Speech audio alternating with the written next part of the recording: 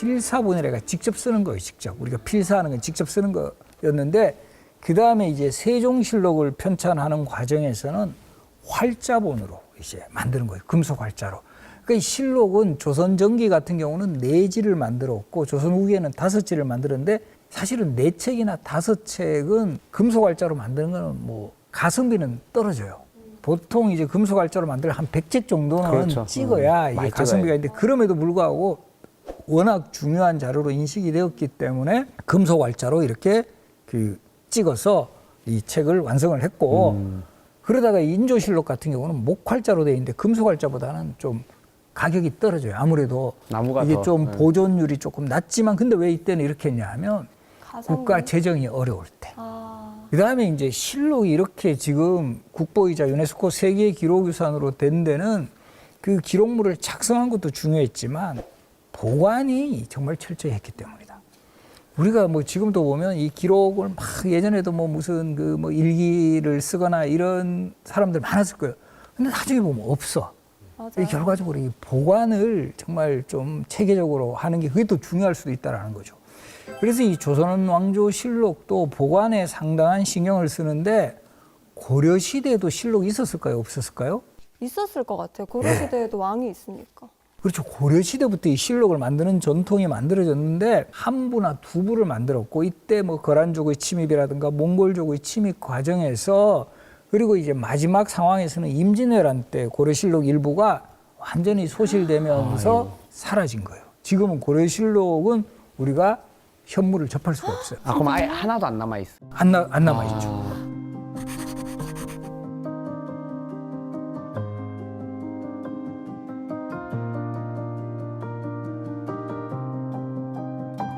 그런데 이 사고가 정말 크게 화를 당하는 사건이 발생을 합니다. 바로 임진왜란. 아유. 임진왜란 때 일본군이 부산에 상륙을 해서 경상도를 거쳐 충청도, 서울까지 공격하는 과정에서 경상도의 성주사고, 충청도의 충주사고, 그리고 이제 경복궁 안에 있었던 춘추관 사고까지 다 불태운 거예요? 불태운 거죠. 없어진 거죠.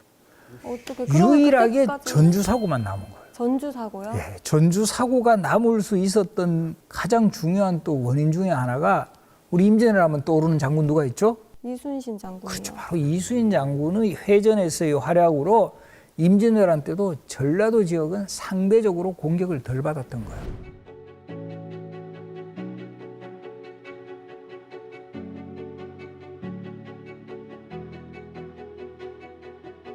이때 정말 그 엄청난 그 뭐 소위 말하는 사고를 지키는 인물들이 등장을 해요. 바로 이 안희와 손옥록이라는 인물인데 전라도 인근의 태인이라는 지역의 유생들이었어요. 그러니까 이 사람들이 이거 막 그 이렇게 중요한 기록물이 막 방치가 되고 이러니까 지켜야 된다. 이거 어떻게든 수습을 해야 된다. 이 뭐 가마에도 실은 수레 같은 데도 실었고 뭐 어떻게 해서 요 실록을 지금도 전주 옆에 단풍으로 유명한 산이 있습니다. 무슨 산일까요? 내장산. 내장산. 들어보셨죠? 아, 노래도 있죠. 내장산의 용구람이라는 바위에다가 바위 이렇게 그 구멍이 있는 그 동굴 같은 그곳으로 옮긴 거예요. 그래서 이 정말 태조에서부터 명종실록까지는 딱 한 줄만 지금도 있는 거예요. 오리지널은.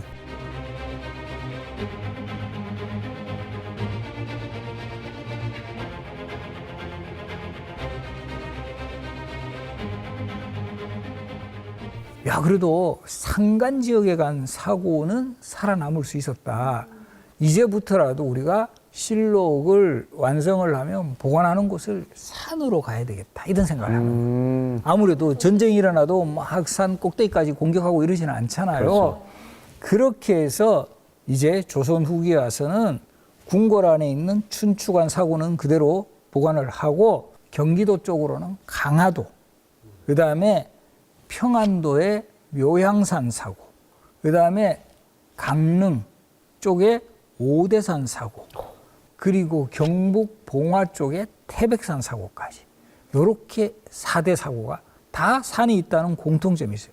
그래서 강화도에 있었던 사고는 처음에 만이산에 보관했다가 나중에 정족산, 요 정족산송으로 이렇게 둘러싸여 있어서 훨씬 방어에 유리하다 해서 정족산으로 옮기고, 그리고 또 묘양산 사고는 어떤 변화가 일어나냐 하면 이제 임진왜란이 끝나고 난 후에는 일본보다는 더 위협스러운 적이 뭐가 되느냐 하면 일본이 되는 거예요. 청나라. 예, 나중에. 중국 때. 바로 이제 청나라가 이제 이쪽 자꾸 이 위협을 가하니까 평안도는 저 청나라에서 공격하면 완전히 그냥 맞아. 뭐 그때 공격당할 그렇죠. 그 1순위 지역이에요. 네.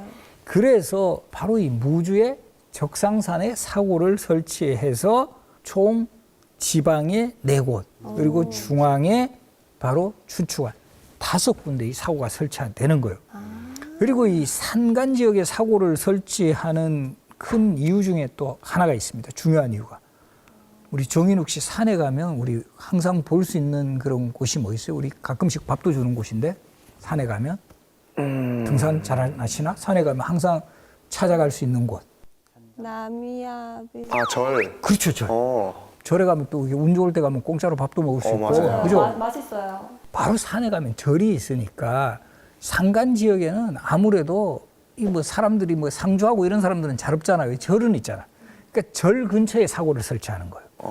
그러니까 이제 평상시에도 관리하고 특히 유사시 같은 경우는 절에서 이런 사고를 지키게 하는 거죠.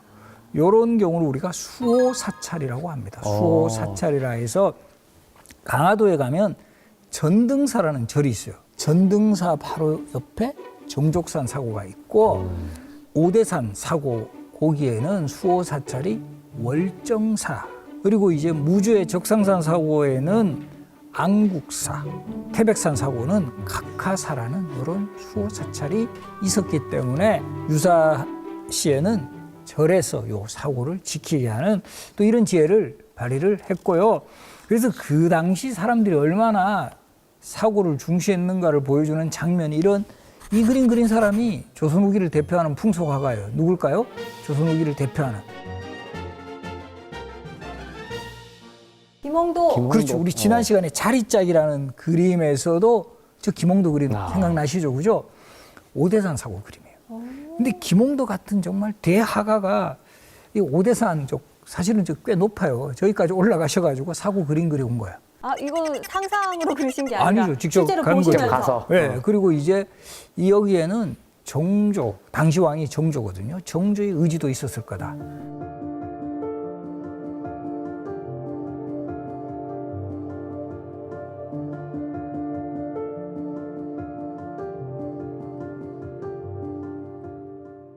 그리고 우리 이제 흥선대원군 시기에 만들어진 지도, 1872년에 만들어진 지도가 있어요. 요 강릉 지도에 보면 이제 요 밑에 있는 절이 월정사고 위에 있는 절이 상원사인데 월정사나 상원사보다 실제로는 사고가 이렇게 크지 않아요. 근데 되게 크게 그려놨죠. 마치 오작교처럼. 그만큼 사고가 이렇게 중요하고 의미가 있다라는 거를 보여주고 있어요. 이 그림 보면 확실하게 나타나죠. 그리고 이 태백산 사고는 경북 봉화에 있는 요 태백산 사고만은 현재 복원이 되어 있지 않은데 그 당시에 요 조선시대의 요 태백산 사고의 모습이에요. 잘 보시면 실록각이 있고 선원각, 포세각, 근천관 이렇게 쓰여 있는데 실록각은 주로 실록을 비롯해서 의계와 같은 중요한 국가기록물. 선원각은 뭔가 왕실 족보를 선원록이라 그래요. 조선시대 이 왕실 족보, 이거는 이제 왕실의 기록이다라는 뜻으로 왕실 족보만을 따로 보관했던 건물이 선원각. 그리고 이 포세각은 뭐냐 하면 우리가 보면 책도 오랫동안 이제 그 속어에 두게 되면 눅눅해지고 막 이럴 거잖아요. 네. 그러면 이걸 꺼내 가지고 바람과 햇볕에 말리는 작업을 포세라고 합니다. 선장님. 예. 정말 이런 우연이. 저 진짜 지난 주말에 제가 뉴스에서 포세 재현 행사를 전해드렸어요. 성주에서 포세 재현 행사를 열었다. 그 포세가 맞는 거죠. 조선시대 다고가 있던 성주에서 조선 왕조실록을 포쇄하는 재현 행사가 처음으로 열려 관심을 모았습니다.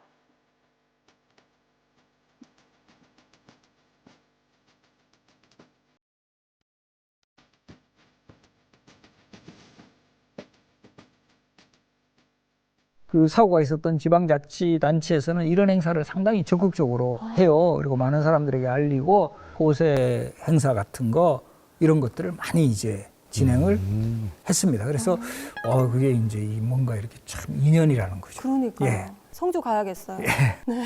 그래서 요 근천과는 요 각하사라는 절이 여기서 멀리 떨어져 있으니까 요 근천과는 약간 이 사고를 좀 그 최전방에서 좀 이렇게 지키는, 우리 이제 군대 같은 경우도 이 본부가 있고 요 초소 같은 경우는 가장 이제 가까운 곳 전방에 배치하잖아요. 그렇죠. 그런 성격을 가진 건물이 근천관이다. 이 각하사의 부속 건물이다. 이렇게 생각을 하시면 되고요. 소소.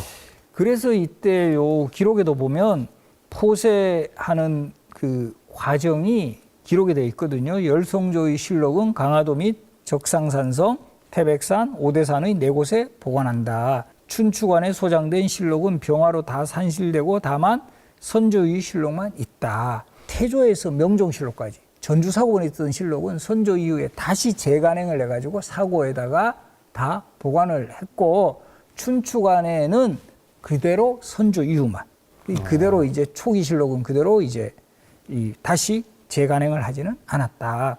실록의 포세는 매 2년마다 한 번 한다. 이게 대략적인 주기는 3년이고요. 한림이라는 직책은 사관들이에요. 사고문은 왕명을 받은 사관만이 문을 열고 실록이 완성되었을 때 이것을 봉안이라 그래요. 보관을 하거나 포세를 할 때, 바람과 햇볕에 말릴 때.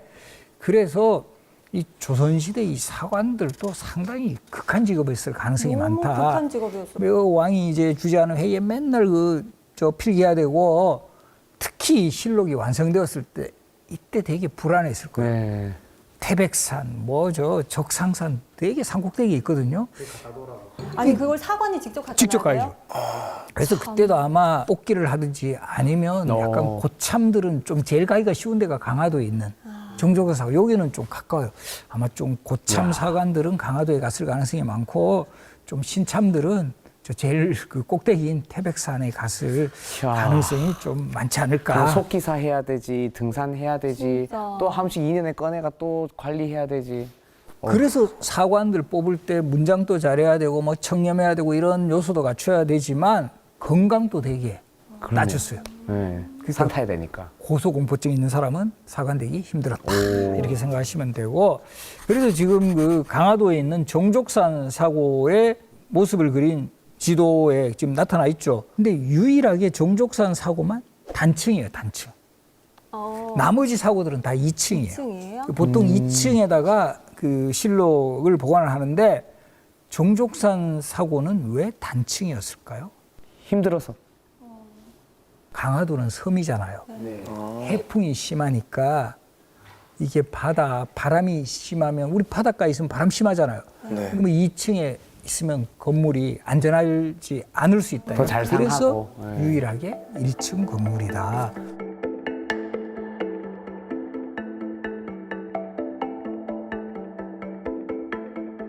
지금 무주의 적상산 사고는 이 지도를 바탕으로 해서 사고를 복원을 했고, 이 사고 안에는 실록의 그 어떤 그 복제본을 만들어 가지고 전시를 하고 있는 이런, 그래서 무주에서는 기록 문화의 그 땅, 무주 해가지고 상당히 이제 적상산 사고를 복원을 하고, 제가 알기로는 가장 적극적으로 이 사고의 그 존재와 의미를 알리는 그런 지역으로 지금 상당히 이제 그 각광을 받고 있습니다.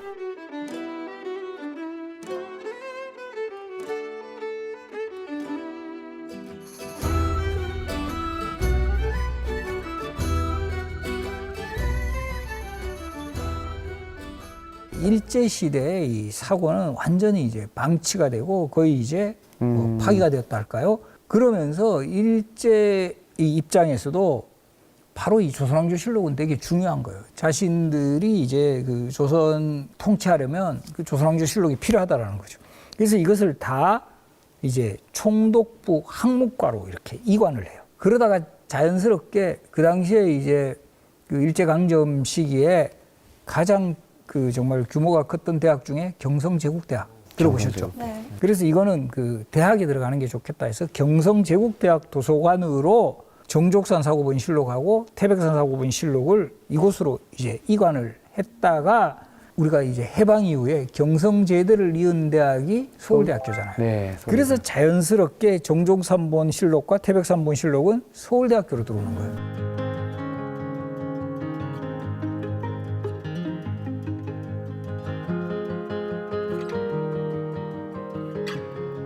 서울대학교에서도 잘 관리하기 위해서 만든 기관이 규장각이에요.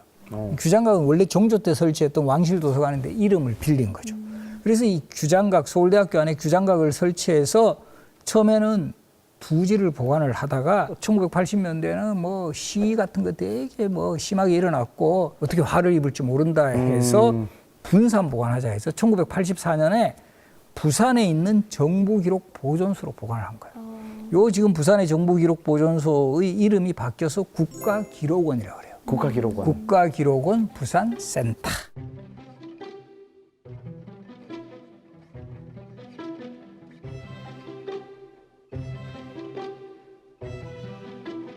자, 이제 결론적으로 두 질은 지금 조선총독부를 거쳐 경성제대 그리고 서울대학교, 하나는 현재도 정족산보는 서울대학교 규장각 안에, 태백산보는 부산에 있는 국가기록원에 보관이 되어 있다.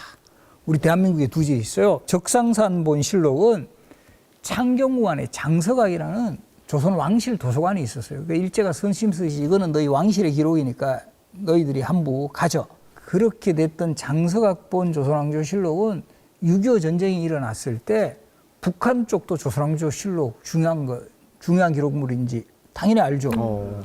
그런데 다행히 서울대학교에 있었던 이 두 질의 조선왕조실록은 부산의 피난 수도로 극적으로 옮긴 거예요. 제가 예전에 오랫동안 제가 규장각에서 근무를 했거든요. 사관으로서 근무를 하신 거예요? 학예연구사라고 해가지고 이제 규장각에 있는 뭐 그래서 제가 실제 규장각이 여러 중요한 뭐 조선왕조실록, 의계, 고지도 정말 보물들이 많아요. 그래서 제가 쓴 책도 있어요. 규장각에서 보물찾기. 뭐 이렇게. 여기 지금 보물지도에 나오기 위한 선작업으로 제가 보물찾기 한번 했습니다. 예. 바로 요 규장각에 있을 때 이분들이 그 대피시킨 그 증언도 들은 바가 있는데 안타깝게도 장서각은 궁궐 안에 있으니까 이거를 지키는 사람이 없었던 거야. 제대로.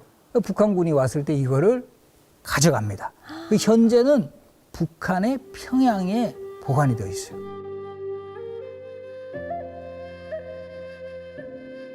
오대산본 조선왕조실록은 일본이 본국으로 가져가려고 한 거예요. 한 질 정도는 우리 본국에 가져가야 되겠다 해가지고 동경제대에 보관을 했어요. 일본의 그 최고 국립대학. 그런데 이게 1923년에 일본을 휩쓴 대지진이 있어요. 관동 대지진.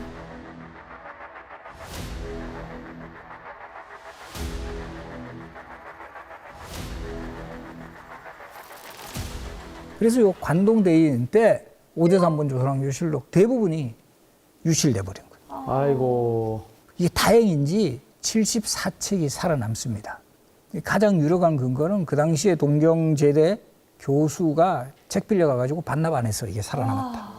그래서 가끔씩은 이 연체한 사람들. 네, 연체의 정말 그 긍정적 나비 효과랄까요? 네. 그래서 이걸 우리가 이제 파악을 하고 27책은 1930년대 일단 돌아왔어요. 일제도 자기들 뭐 짜투리 이거 갖고 있으면 좀 뭐 그렇게 부담되니까 그때는 또 서울에 있는 경성제대로 보냈고 나머지는 어떤 이유에서인지 돌아오지 못하다가 이게 2000년대 초반부터 우리가 문화재 반환 운동을 상당히 적극적으로 추진했어요.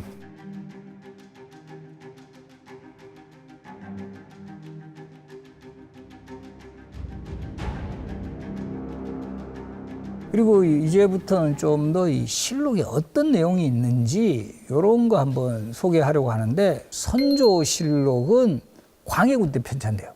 광해군 때는 집권 세력이 북인이라고 해서 우리 역사 속에 부인이 유일하게 정권을 잡은 시기.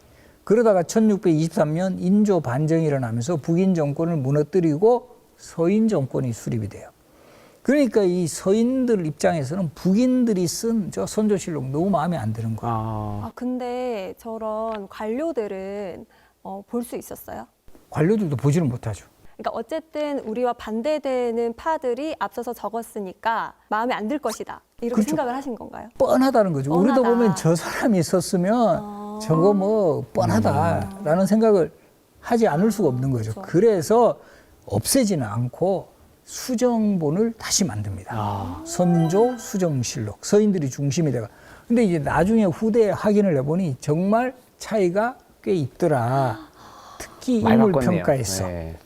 우리가 대표적으로 우리 저 율곡 이희 선생이 서인의 아주 그 정치적 학문적 영수예요. 이때 이분이 선조 때 돌아가시거든. 율곡 이희 선생이. 네. 율곡 이희 선생 돌아가신 날 선조실록의 기록은 딱 한자로 3글자가 나옵니다. 이이졸. 이가 죽었다. 이렇게. 좀 심하지 않나요? 우리 네. 정말 시대를 이끌어갔던 정말 중요한 역사의 인물인데 이 자기 당파하고 좀 반대된다고 반대되니까. 선조 수정실록 보면 한 3페이지 나옵니다. 어릴 때부터 똑똑하셨고 뭐 또 어떻게 공부를 하셨고 우리 그 유명한 10만 양명설 이야기까지 이런 거 보면 확 차이가 난다는 거예요.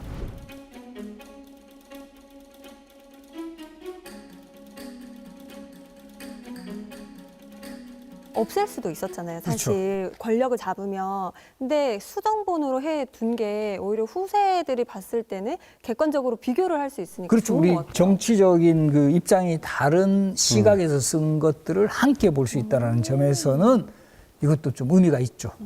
요런 게 이제 몇 차례 있게 되는데 숙종 초반에는 남인이 권력을 잡았을 때 현종실록을 편찬하니까 다시 숙종 후반에 이제 서인들이 권력을 잡으면서 편찬한 책이 현종 개수실록이 되는 거고. 그 다음에 영조 초반에 경종실록은 소론들이 주도해서 썼다가 다시 노론이 집권하면서 또 수정 한 번 한 게 경종 수정실록 이렇게 되는 거고, 숙종실록 보궐정호라는 거는 새로운 수정법 만들려고 하다가 우리도 그렇잖아요. 너무 크게 뭐 손댈 건 없고 몇 개만 우리 책 같은 거 만들면 정호 표시하잖아요. 이거. 네. 그래서 만든 게 숙종실록 보궐정호다. 그래서 요 실록들은 그만큼 조선 후기에 정치적인 그 대립, 흔히 말하는 당쟁이 치열하게 전개되었다라는 것을 보여준과 동시에 그럼에도 불구하고 이전 당파가 쓴 반대되는 당파가 쓴 실록까지 없애지는 않았다. 진짜. 없애버렸으면 이건 너무 이제 그렇죠. 자신들만의 그건 기록만 고맙네. 옳다 이런 거죠. 그래서 후대에 이 참고하게 한 거는 또 의미가 있다라는 거 알아두시고